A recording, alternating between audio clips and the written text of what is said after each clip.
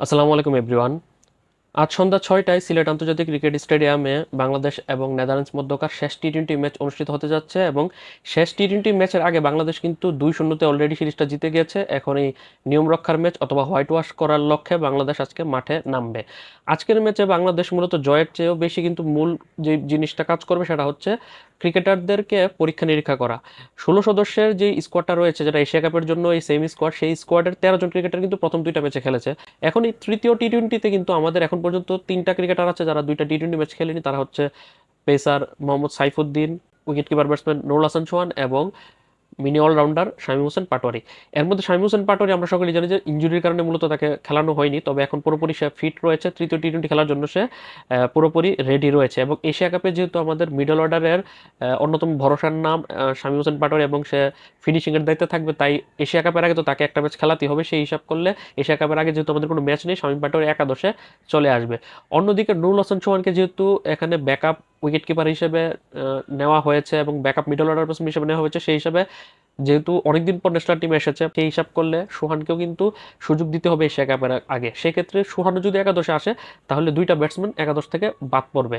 অন্যদিকে বোলিং ডিপার্টমেন্টের মধ্যে অবশ্যই যেহেতু এখন পর্যন্ত সাইফুদ্দিন একটা ম্যাচও পায়নি, যে কোনো একজন পেসারকে তো সেখানে বসাতে হবেই, যার জায়গাতে সাইফুদ্দিন একাদশে আসবে। অন্যদিকে রিশাদ হোসেন প্রথম টি-টোয়েন্টি ম্যাচ খেলে কিন্তু মাত্র ২ ওভারে ১৬ রান দিয়েছে, দ্বিতীয় টি-টোয়েন্টি ম্যাচে তাকে নেওয়া হয়নি। রিশাদ হোসেনকেও একাদশে আনা হবে এশিয়া কাপের আগে, তাকে তো পরীক্ষা করতে হবেই।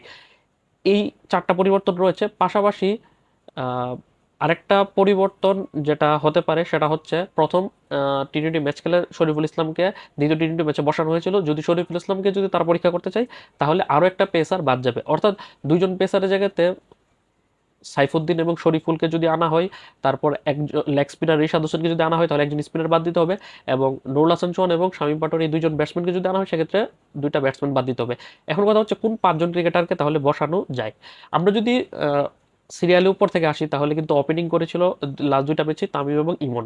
তামিম আমরা জানি যে রেগুলার কিন্তু দুর্দান্ত ফর্মে আছে, এর মধ্যে প্রথম দুই ম্যাচে ২৯ রান এবং দ্বিতীয় ম্যাচে ৫৪ রান করে অপরাজিত ছিল, তাই তার প্রস্তুতি হয়ে গেছে, তাকে আমরা চাইলে রেস্ট দিতে পারি। ইমনের প্রস্তুতির ওইভাবে হয়নি, প্রথম ম্যাচে ১৫ রান, দ্বিতীয় ম্যাচে ২৩ রান করেছে, তার একটা প্রস্তুতি দরকার আছে, তাই ইমন একাদশে টিকে যাবে। সেই হিসাব করলে তামিমকে রেস্ট দিয়ে তামিমের জায়গায় শামীম পাটোয়ারি নামতে পারে, যদিও সে মিডল অর্ডার খেলবে। তামিম বিকল্প ওপেনার হিসেবে ওপেনিংয়ে লিটন দাস অথবা সাইফ হাসান যে কোনো একজনকে ওপেন করালে চলে। আর অন্যদিকে wicket keeper batsman Jaker Ali যদিও প্রথম দুই ম্যাচে ব্যাট করার সুযোগ পায়নি, তারপরে যেহেতু সোহানকে ট্রাই করানো দরকার, সেই হিসাব করলে জাকের আলীকে রেস্ট দিয়ে তারা সোহানকে খেলাতে পারে। আবার জাকের আলী যেহেতু আমাদের এশিয়া কাপের মূল স্কোয়াডের সদস্য, সেই হিসাবে তারা জাকের আলীকেও খেলাতে পারে। এখানে 50-50 কল, জাকের আলীকে খেলাবে নাকি সোহানকে সুযোগ দিবে। অন্যদিকে লেগ স্পিনার রিশাদকে যদি খেলাতে হয় সেক্ষেত্রে মাহিদি অথবা নাসুমের যে কোনো একজনকে বসাতে হবে। সেক্ষেত্রে মাহিদি প্রথম ম্যাচে ৪ ওভার ২১ রান দিয়েছে, দ্বিতীয় ম্যাচে ৩ ওভার ৩ বলে ২৪ রান একটা উইকেট শিকার করেছে। মোটামুটি বোলিংটা কিন্তু প্রস্তুতিদার হয়ে গেছে। নাসুম প্রথম ম্যাচে খেলেনি, দ্বিতীয় ম্যাচে খেলে কিন্তু ৪ ওভার ২১ রান দিয়ে ৩টা উইকেট শিকার করেছে। নাসুমকে আরও একটা সুযোগ দেওয়া উচিত, সেই হিসাবে শেখ মেহেদী হাসানকে বসিয়ে তারা লেগ স্পিনার রিশাদ হোসেনকে চাইলে এখানে খেলাতে পারে। আর পেসার তাসকিন আহমেদ প্রথম ম্যাচে ৪ ওভার ২৮ রান দিয়ে ৪ উইকেট, দ্বিতীয় ম্যাচে ৪ ওভার ২২ রান দিয়ে ২ উইকেট, তার প্রস্তুতিটা হয়ে গেছে, তাই তাসকিনের এখানে রেস্ট দেওয়া উচিত। তাসকিনের জায়গাতে এখানে আমি মোহাম্মদ সাইফুদ্দিনকে খেলানোর কথা প্রেফার করব অথবা তাকে খেলাতে চাইবো। অন্যদিকে মুস্তাফিজুর রহমানেরও কিন্তু প্রস্তুতি হয়ে গেছে, প্রথম ম্যাচে ৪ ওভার ১৯ রান দিয়ে ১ উইকেট, দ্বিতীয় ম্যাচে ৩ ওভার ১৮ রান দিয়ে ২ উইকেট। এশিয়া কাপের আগে তার একটা রেস্টের প্রয়োজন রয়েছে, সেই হিসাবে মুস্তাফিজুর রহমানকেও যদি রেস্ট দেওয়া হয় সেক্ষেত্রে তার জায়গাতে বাহাতি শরীফুল ইসলামকে খেলানো যেতে পারে। আর তানজিম হাসান সাকিব প্রথম ম্যাচটি খেলেনি, দ্বিতীয় ম্যাচ খেলে ভালো বোলিং করেছে, ৩ ওভার ১৬ রান দিয়ে ১ উইকেট শিকার করেছে, তাকে রাখা যায়।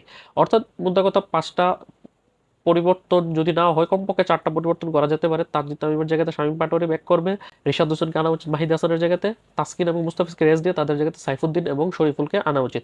ওপেনিংয়ে পারভেজ ইমনের সাথে লিটন, ৩-এ সাইফ হাসান, অথবা পারভেজ ইমনের সাথে ওপেনিংয়ে সাইফ হাসান, ৩-এ লিটন দাস। ৪ নম্বর পজিশনটা তাহিদ হৃদয়, যেহেতু সে ২ ম্যাচে ব্যাটিং পায়নি। ৫-এ জাকের আলী অথবা সোহানের যে কোনো একজন। ৬ নম্বর পজিশনে শামীম পাটোয়ারি, ৭-এ রিশাদ হোসেন, 8-এ নাসুম আহমেদ, ৯ মোহাম্মদ সাইফুদ্দিন, ১০ তানজিম হাসান সাকিব এবং ১১ নম্বরে শরীফুল ইসলাম। এই একাদশটা নিলে কিন্তু মোটামুটি আমাদের সবগুলো প্লেয়ার দিকে কিন্তু খেলানো হয়ে যাবে শেষ টি-টোয়েন্টি ম্যাচে এশিয়া কাপের আগে, যেহেতু এশিয়া কাপের আগে কোনো প্রস্তুতি ম্যাচ আমাদের নেই। তো আপনার কাছে কি মনে হয় যে এটাই কি বেস্ট পসিবল একাদশ আজকের ম্যাচে প্রস্তুতির জন্য? এবং এই একাদশটা শুধুমাত্র প্রস্তুতির জন্য প্লেয়ারদেরকে পাল্টালে হবে না, এই ম্যাচটা কিন্তু জিতে আমাদের সিরিজটাও কিন্তু হোয়াইট ওয়াশ করে কিন্তু আমাদের সিরিজটা নিজেদের নামে ৩-০ নামে করে নিতে হবে, সেটারও তো একটা চিন্তা মাথায় আছে। পাশাপাশি একাদশে সবাইকে সুযোগও দিতে হবে। আপনার একাদশটি কীরকম বা আপনার মতামত কীরকম সেটা অবশ্যই কমেন্ট করে জানাবেন। আপনার একাদশটা লিখে পাঠাবেন। আল্লাহ হাফেজ।